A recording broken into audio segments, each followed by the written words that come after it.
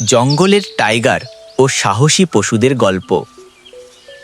একটা সময়ের কথা, এক বিশাল জঙ্গলে বাস করত এক ভয়ঙ্কর টাইগার।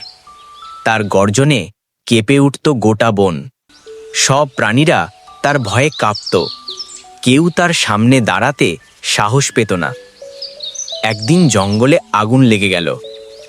সব পশুরা প্রাণ বাঁচাতে দৌড়াতে লাগলো, কিন্তু একটা ছোট খরগোশ আগুনে আটকা পড়ল।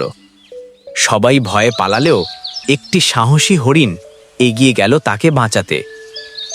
হরিণটি তার শিং দিয়ে আগুনের দিক ঠেলে ছোট খরগোশটিকে টেনে আনল। ঠিক তখনই টাইগারও সেখানে এসে দেখল ঘটনাটা। টাইগার বলল, তুমি জানো, আমি এখানে রাজা। আমি ছাড়া কেউ কাউকে বাঁচাতে পারে না।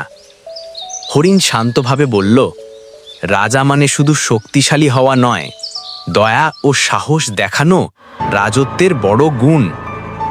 টাইগার কিছুক্ষণ চুপ করে থাকল। তারপর সে নিজের শক্তি ব্যবহার করে আগুন নিভাতে সাহায্য করল। সব প্রাণী মিলে আগুন নেভালো আর বন আবার বাঁচল। সেই দিন থেকে টাইগার বুঝল, সাহস মানে ভয় না পাওয়া নয়, ভয়কে জিততে শেখা।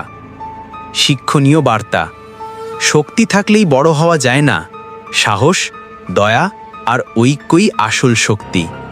সবাই মিলে কাজ করলে অসম্ভবকেও সম্ভব করা যায়।